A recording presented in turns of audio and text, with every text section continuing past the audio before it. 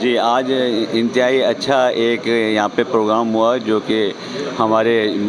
Press club نے، عوامی press club نے، سامی میمن صاحب جو ان کے صدر ہیں، انہوں نے یہ آرگنائز کیا اور ہمیں بھی درخواست کی کہ میں doctor Tanveer Ahmad as C او ہیں یہاں پہ آ کے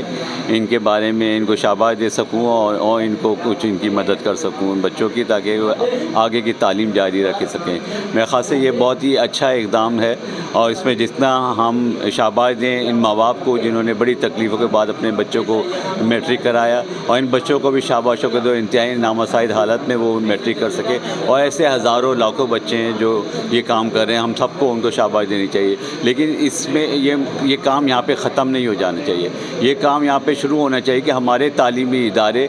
اس قابل ہوں کہ یہ بچے ان تمام مسائل سے گزرنے کے بغیر وہ ایک اچھے تعلیم یافتہ انسان بن جائیں، اور اچھے تعلیم یافتہ انسان بننے کے لیے وہ تعلیمی اداروں کو بہترین ہونا، وہاں پہ اساتذہ کرام کا ہونا، وہاں پہ اچھا ماحول ہونا بہت ضروری ہے۔ اور اس سے میں سندھ گورنمنٹ سے اپیل کرتا ہوں کہ جن بھی تعلیمی اداروں میں یہ مسائل ہیں اور وہاں پہ بچے نہیں پڑھ پا رہے، یا وہاں پہ اساتذہ نہیں ہیں، یا وہاں پہ ماحول نہیں ہے، تو اس پہ ہم تمام سماجی تنظیموں کے ساتھ مل کے کام کریں اور ان کو بہتر بنانے کی کوشش کریں، کہ دوسرے ماں باپ جو ہیں وہ ان تکالیف سے نہ گزریں جس طرح گل اور عزیزہ کے ماں باپ گزریں۔ آپ کا بہت شکریہ۔